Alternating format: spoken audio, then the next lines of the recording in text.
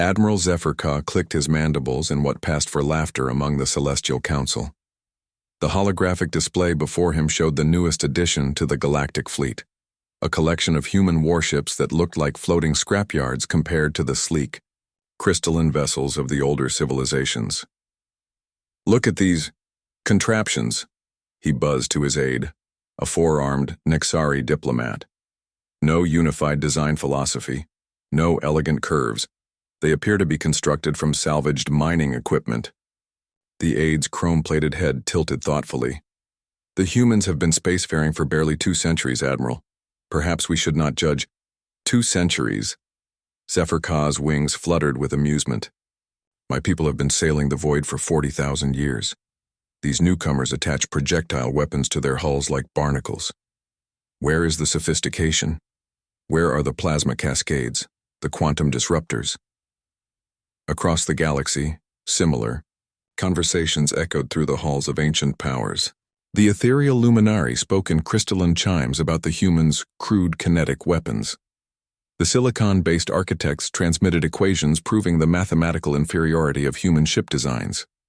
Even the youngest member species, the Karathi, who had joined the Galactic Council a mere 5,000 years ago, whispered about the humans' primitive tactics.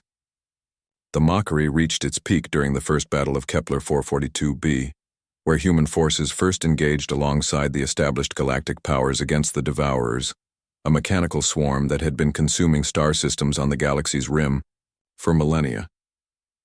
Captain Sarah Chen stood on the bridge of the UES Determination, watching her tactical display as the combined fleet approached the Devourer positions.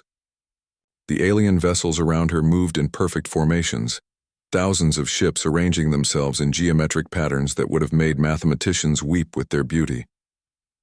"Admiral Zephyr Ka is requesting we maintain position in the Yao rear guard," her communications officer reported, barely concealing his irritation.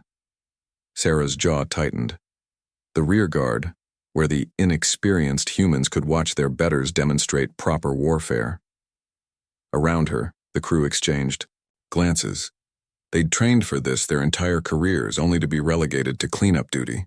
The battle began with spectacular light shows. The luminary ships fired beams of coherent starlight that could slice through asteroids. The architects deployed geometric weapons that folded space itself into cutting edges. The ancient Zephyr ships released swarms of energy creatures that danced through space like deadly aurora. The Devourers absorbed it all. Their dark hulls seemed to drink in the energy weapons, growing larger and more aggressive with each attack. The perfect formations of the Galactic Fleet began to waver as ships disappeared into the mechanical maws of their enemies. "They're adapting to every energy signature," Chen observed, watching the tactical display with growing alarm. "The Devourers are learning from each attack." Her science officer, a former theoretical physicist named Dr. Martinez, nodded grimly. "It's like they're designed to counter advanced energy-based warfare. But Captain," he paused, studying his readings, "they're not adapting to kinetic impacts. Their absorption mechanisms are purely energy-focused." Chen felt a smile tug at her lips, the same expression her ancestors might have worn before a cavalry charge. "Tactical? Are you thinking what I'm thinking?" Lieutenant Wang's fingers were already dancing over his console. "All human vessels are armed and ready, Captain. Projectile systems loaded. Communications patch me through to all human ships. Override any priority channels if you have to." The galaxy was about to learn why humans had spent centuries perfecting the art of throwing rocks at their problems. "All human vessels, this is Captain Chen. We're going to do what humans do best. We're going to hit them with big, heavy things moving really fast. Break formation and attack at will." The Determination lurched forward, its massive railguns swiveling toward the nearest Devourer cluster. Around her, 100 other human ships abandoned their assigned positions and charged. What followed? Redefined space warfare. The humans didn't fire beams of light or release exotic particles. They fired tungsten rods accelerated to significant fractions of light speed. They launched nuclear-tipped missiles in patterns that made no mathematical sense to alien observers. Some ships simply rammed their targets, their crews evacuating. to escape pods at the last second while their vessels became kinetic projectiles. The Devourers, evolved to absorb and redirect energy, had no defense against simple mass moving at tremendous velocity. Their adaptive armor crumpled, their energy absorption systems overloaded trying to process pure kinetic force.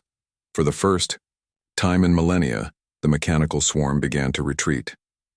Admiral Zephyr Ka watched in stunned silence as human warships, those ugly, asymmetrical, primitive vessels, carved through enemy formations that had been systematically dismantling galactic civilization for eons. "Sir," his aide whispered, "perhaps we should reconsider our tactical doctrines."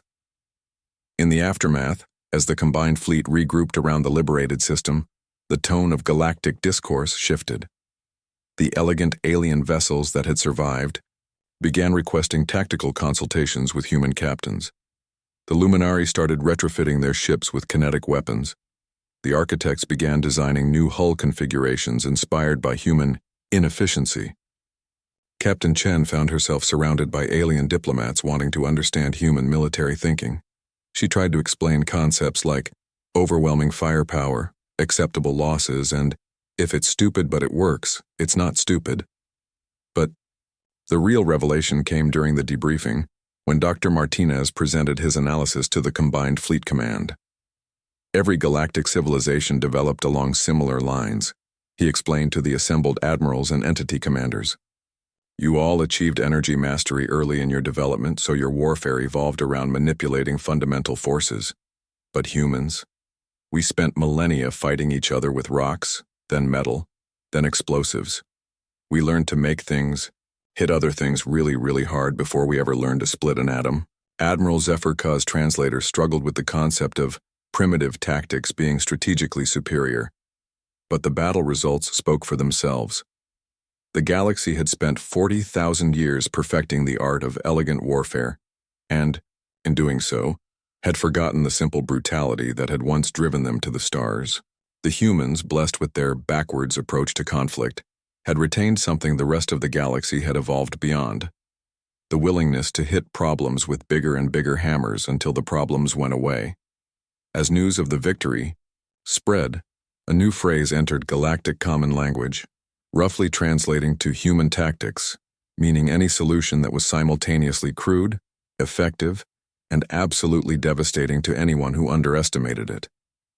The galaxy had mocked human warfare as primitive.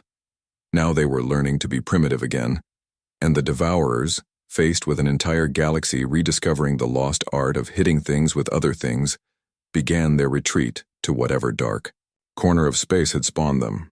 Some problems, it turned out, really could be solved by throwing rocks. You just had to throw them fast enough.